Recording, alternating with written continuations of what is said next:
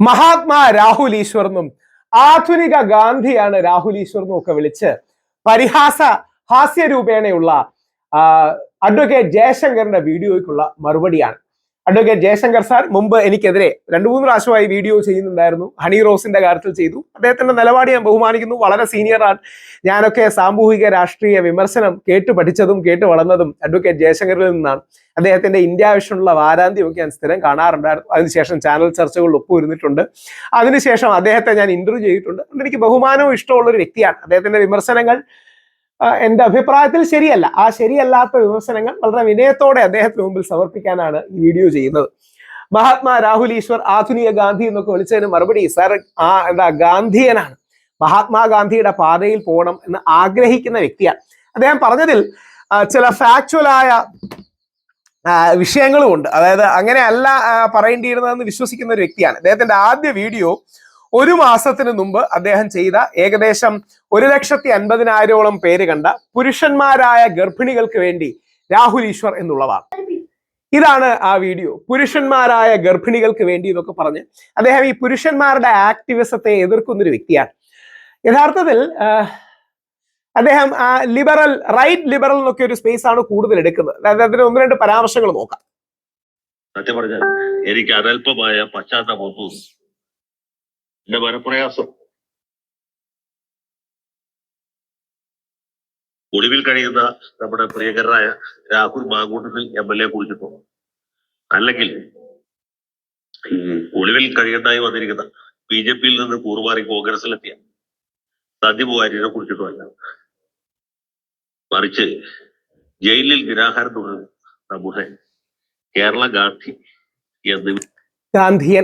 ഗാന്ധിയൻ എന്ന് അഭിമാനത്തോടെ പറയുന്ന ഒരു വ്യക്തിയാണ് ഞാൻ, സാർ. ആ പാതയിൽ കഴിയുന്നത്ര പോകാൻ ശ്രമിക്കുന്ന വ്യക്തി കൂടിയാണ് അദ്ദേഹം. കേരള ഗാന്ധി എന്നൊക്കെ വിളിച്ച് എന്താ പറയണേ, പരിഹാസ രൂപേണ ആക്ഷേപഹാസ്യം പറയുകയാണ്. പക്ഷേ ആ ഗാന്ധിയുടെ മാർഗം മാത്രമാണ് നമ്മുടെ രാജ്യത്തിന് മുമ്പോട്ട് പോകാനുള്ള വഴി. വിശേഷിപ്പിക്കാൻ സർവ്വപ്രകാരത്തിലും അർഹരായിട്ടുള്ള രാഹുൽ ഈശ്വറിനെ കുറിച്ച്, രാഹുൽ ഈശ്വറിനെ ജാമ്യം നിഷേധിച്ച നമുക്ക് മനസ്സിലാവും.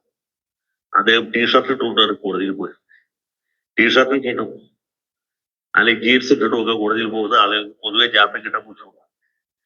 അദ്ദേഹം പറയുന്നതിൽ ഒരു പോയിന്റ് ശരിക്കും ഉണ്ട്. കാര്യം ഡ്രസ്സിങ് ഇമ്പോർട്ടന്റ് ആണ്. അത് പലർക്കും അറിയാത്തൊരു പോയിന്റ് ആണ്. ആ പോയിന്റ് സത്യമാണ്. ഞാൻ ടീഷർട്ട് ഇട്ടത് പുരുഷ കമ്മീഷന്റെ ടീഷർട്ടാണ്. അദ്ദേഹത്തിന് അറിയില്ലെങ്കിൽ അദ്ദേഹത്തിന്റെ വക്കീലിനെങ്കിലും അറിയേണ്ടതായിരുന്നു. ജയശങ്കർ സാർ പറഞ്ഞ സത്യമാണ് കേട്ടോ. അത് പലർക്കും അറിയാത്ത പോയിന്റാണ്. നമ്മുടെ ഡ്രസ്സിംഗ് ഒക്കെ കോടതിയുടെ ഒരു ഓവറോൾ മൂഡിനെ സെറ്റ് ചെയ്യും എന്നുള്ള കാര്യം സത്യമാണ്. അത് പറഞ്ഞു കൊടുത്തില്ല. രാഹുൽ ഈശ്വർ അവിടെ ചെന്ന് പുള്ളിയുടെ തനത് ശൈലിയും വക്കീൽ വായിച്ചുകൊണ്ടിരിക്കുന്നതിനിടയ്ക്ക് 3 points 2 minutes എന്ന് പറയുകയും ചെയ്തു എന്നാണ് ഞാൻ മനസ്സിലായത്. അങ്ങനെ പറഞ്ഞില്ല. പകരം ഞാൻ ശബ്ദം ഉയർത്തി പ്രോസിക്യൂഷന്റെ ഭാഗത്തു നിന്ന് കള്ളങ്ങൾ ആണ് പറയുന്നത് എന്ന കാര്യം പറഞ്ഞു. എന്താ അറിയുമോ, ആ കള്ളം നമ്മൾ കേട്ടുകൊണ്ടിരിക്കരുത്. അങ്ങനെ കോടതിയിൽ കള്ളം പറയരുത്. ഞാൻ ശരിയാണ്, അങ്ങനെ ശബ്ദം ഉയർത്തി പറഞ്ഞുകൂടായിരുന്നു എന്നുള്ള സത്യമാണ്. 3 points 2 minutes ഒന്നും പറഞ്ഞില്ല. പക്ഷേ യഥാർത്ഥത്തിൽ അങ്ങനെ സംഭവിച്ചു എന്ന കാര്യം സത്യമാണ്. ഏതായാലും സെഷൻ ജഡ്ജി ഇദ്ദേഹത്തിന്റെ പ്രകടനം കണ്ടു. ഒരുപക്ഷെ മുമ്പ് TV-ലും ഇതുപോലത്തെ പ്രകടനങ്ങൾ കണ്ടു കാണും. അദ്ദേഹത്തിന് ജാമ്യം നിഷേധിച്ചു. ജാമ്യം നിഷേധിച്ച് അദ്ദേഹത്തെ സബ് ജയിലിൽ കൊണ്ടുപോയി. പോകുന്ന വഴിക്ക് ഭീഷ്മപ്രതിജ്ഞ എന്ന് പറഞ്ഞ രീതിയിൽ ഓർഡെടുത്തു. പണ്ടുമ്പൈന് ശബ്ദം എന്ന് പറഞ്ഞ രീതി പുള്ളി പറഞ്ഞു, ഇനി ജയിൽ മോചിതരാകുന്നവരെ ഞാൻ അന്നമാരിയൊക്കെ ഉപേക്ഷിക്കുന്നു. ഞാൻ മഹാത്മാഗാന്ധിയെ പോലെ ഉണ്ണാമരണം അനുഷ്ഠിക്കാൻ പോവുകയാണ്. എനിക്ക് ജാമ്യം കിട്ടിയാൽ പോരാ, ഈ രാജ്യത്ത് പുരുഷന്മാരുടെ അവകാശങ്ങൾ സംരക്ഷിക്കണം. ആ അവകാശങ്ങൾ നിലനിർത്തണം. അതിനുവേണ്ടി രാഷ്ട്രപിതാവായ മഹാത്മാഗാന്ധിയെ പോലെ ഞാൻ ആഹാരം ഉപേക്ഷിച്ചു, പാനീയങ്ങൾ ഉപേക്ഷിച്ചു, പച്ചവെള്ളം മാത്രം കുടിച്ചു, ഉപവാസം നടത്താൻ പച്ചവെള്ളവും കുടിച്ചില്ല, 4 ദിവസം വെള്ളം പോലും കുടിച്ചില്ല. അത് പുരുഷ കമ്മീഷന് വേണ്ടിയാണ്, പുരുഷാവകാശങ്ങൾക്ക് വേണ്ടിയാണ്, നമ്മുടെ വരും തലമുറയിലെ ആൺകുട്ടികൾക്കും മക്കൾക്കും വേണ്ടിയാണ്. അനുഷ്ഠിക്കാൻ പോവുകയാണ്. ഏതായാലും ഇദ്ദേഹത്തിന്റെ ഈ പ്രതിജ്ഞ കേട്ട് തിരുവനന്തപുരം വഞ്ചിയൂർ കോടതിയുടെ ഭിത്തികൾ വിറയ്ക്കുകയും മേൽക്കൂര ഇടിച്ചു പിടിച്ച് വീഴാൻ പോവുകയും ചെയ്തു എന്നാണ് നമുക്ക് മനസ്സിലാക്കുന്നത്. അത്രയും ഭയങ്കരമായ ഒരു പ്രതിജ്ഞയാണ് പുള്ളിയെടുത്തത്. ഭീഷ്മ പിതാമഹൻ പോലും ഇത്ര ഉഗ്രമായ ഒരു പ്രതിജ്ഞ എടുത്തില്ല. എന്നിട്ട് നമ്മുടെ രാഷ്ട്രപിതാവായ ഗാന്ധിജി പോലും അത്ര വലിയൊരു അതിക്രമം ചെയ്തതായിട്ട് വ്യാഖ്യാനില്ല. പുള്ളി പല സന്ദർഭങ്ങളിൽ പല ആവശ്യത്തിന് വേണ്ടിയിട്ടും ഉപവാസ സമരം നടത്തി. ഉദാഹരണത്തിന് കൽക്കട്ടയിൽ വർഗീയ ലഹള നടന്നുപിടിച്ചു. വർഗീയ ലഹള അവസാനിപ്പിക്കാൻ വേണ്ടി ഗാന്ധിജി ഗാന്ധിജിയുടെ ജീവിതത്തിലെ ഏറ്റവും വലിയ മൊമെന്റ്സിൽ ഒന്നാണ് മിറക്കിൾ ഓഫ് കൽക്കട്ട എന്നൊക്കെ വിളിക്കുന്ന ഹിന്ദു മുസ്ലിം കലാപം പടരുമ്പോൾ ഹിന്ദു മുസ്ലിം ഐക്യം കൊണ്ടുവരാനായി മഹാത്മാഗാന്ധി അവിടെ പട്ടിണി കിടക്കുകയും ലോകത്തെ ഏറ്റവും ട്രബിൾഡ് സിറ്റിയായ കൽക്കട്ട, ലോക ചരിത്രത്തിൽ ഏറ്റവും സംഘർഷഭരിതമായി നിൽക്കുന്ന സ്ഥലമായി മാറിയ കൽക്കട്ട ശാന്തിയിലേക്ക് കൊണ്ടുവരാൻ അതുകൊണ്ട് കഴിഞ്ഞു.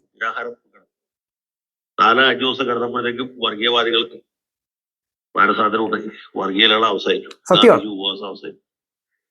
അതുപോലെ പിന്നീട് ഡൽഹിയിൽ വെച്ച് അദ്ദേഹത്തിന്റെ അവസാനത്തെ ഉപവാസമല്ലോ ഗോഡ്സെ കൊല്ലുന്നതിന് ഹിന്ദു മുസ്ലിം കലാപം പടർന്നു പിടിച്ചപ്പോൾ ഗാന്ധിജി ഉപവാസം നടത്തി. ആ സമയത്ത് ഈ ഹിന്ദു തീവ്രവാദികൾ ഡൽഹിയെ കൂടി പ്രകടനം നടത്തി. ഹിന്ദുത്വ തീവ്രവാദികൾ ഗാന്ധി ചാകട്ടെ എന്ന് കറക്റ്റാണ്. 2 ദിവസം കഴിഞ്ഞപ്പോൾ ഇതേ ആളുകൾ തന്നെ ഗാന്ധി ജീവിക്കട്ടെ എന്ന് പറഞ്ഞ് വീണ്ടും ജാഥ. അങ്ങനെ ഗാന്ധിജി വീണ്ടും ഉപവാസം അവസാനിപ്പിക്കും, നാരകവീര് കൂട്ടും. ഇതൊക്കെ ഇന്ത്യ ചരിത്രത്തിൽ വളരെ തങ്കലിപികൾ രേഖപ്പെടുത്തപ്പെട്ടുള്ള സംഭവങ്ങളാണ്.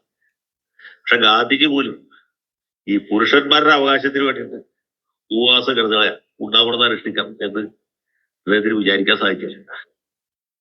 മാത്രമല്ല പുള്ളി കസ്തൂർബയോട് ചെയ്ത തെറ്റുകളെ കുറിച്ച് എന്റെ സത്യാന്വേഷണ പരീക്ഷകൾ എന്ന ആത്മകഥയിൽ പശ്ചാത്താപത്തോടെ ചെയ്തിട്ടുണ്ട്.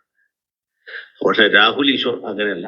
പുള്ളി ഈ പുരുഷന്മാരുടെ അവകാശങ്ങൾ വീണ്ടെടുക്കുന്നതിന് വേണ്ടി, അതായത് പുരുഷന്മാർക്ക് കള്ളുടിച്ച് വീട്ടിൽ വരാൻ, അവിടൊക്കെയാണ് അദ്ദേഹം തെറ്റുന്നത്. പുരുഷന്മാർക്ക് കള്ളുടിച്ച് വീട്ടിൽ വരാനാണോ സാർ? തോന്നുമ്പോഴൊക്കെ ഭാര്യയെ തല്ലാൻ, തോന്നുമ്പോഴൊക്കെ ഭാര്യയെ തല്ലാൻ വേണ്ടിയാണോ? പുരുഷന്മാർക്കെതിരെ വ്യാജ പരാതി കൊടുക്കരുത് എന്ന് പറഞ്ഞല്ലേ നമ്മൾ ചെയ്യുന്നത്? അവകാശങ്ങൾ നടന്നത്. ഇപ്പൊ അവകാശങ്ങൾ പഴയ പോലെ ഇല്ല. അടിസ്ഥാനപരമായ ജയശങ്കർ സാർ ഒരു ലിബറൽ പ്രോഗ്രസീവ് ആണ്. ഇനി യാതൊരു തെറ്റുമില്ല. അദ്ദേഹത്തിന്റെ ലൈൻ അതാണ്, ഞാൻ കുറെ കൂടെ കൺസർവേറ്റീവ് ഫാമിലി ഓറിയന്റഡ് ആണ്. ഈ നിലപാട് തറകളിലുള്ള വ്യത്യാസമാണ്. അതിനെ ബഹുമാന പുരസ്സരം തന്നെ കാണും. ആ അവകാശങ്ങൾ വീണ്ടെടുക്കാൻ പിന്നെ പീഡിപ്പിക്കപ്പെടുന്ന പുരുഷന്മാരെ കുറിച്ച് ഉദാഹരണത്തിന് ചില സ്ത്രീകൾ പുരുഷന്മാരെ ബലാത്സംഗം ചെയ്ത് ഗർഭിണികളാക്കുന്നത്. അതായത് ആര് ആക്ഷേപഹാസ്യത്തിന്റെ മോഡൽ പറയുകയാണ്. അദ്ദേഹത്തിന്റെ ആക്ഷേപഹാസ്യം കേൾക്കാൻ രസമാണ്. പക്ഷേ യഥാർത്ഥത്തിൽ വ്യാജ പരാതി കൊടുക്കുന്നത് എന്ത് വലിയ അനീതിയാണ്, അക്രമമാണ്. ഈ രീതിയിൽ പറഞ്ഞതാണ്. അപ്പം എനിക്ക് അദ്ദേഹത്തോടുള്ളൊരു വിഷമം, അദ്ദേഹത്തെ പോലെ വലിയൊരു മനുഷ്യൻ നമ്മളെല്ലാം ആഗ്രഹിക്കുന്ന ഒരു വ്യക്തി. അദ്ദേഹം രണ്ടാമത് ഒരു വീഡിയോ ചെയ്തു, രാഹുൽ അസുർ കേരള ഗാന്ധി എന്നൊക്കെ വിളിച്ച്. അപ്പൊ യഥാർത്ഥത്തിൽ അത് എന്നാ ചെയ്തിരിക്കുന്നത്, ഇന്ന് ചെയ്തിരിക്കുന്നു.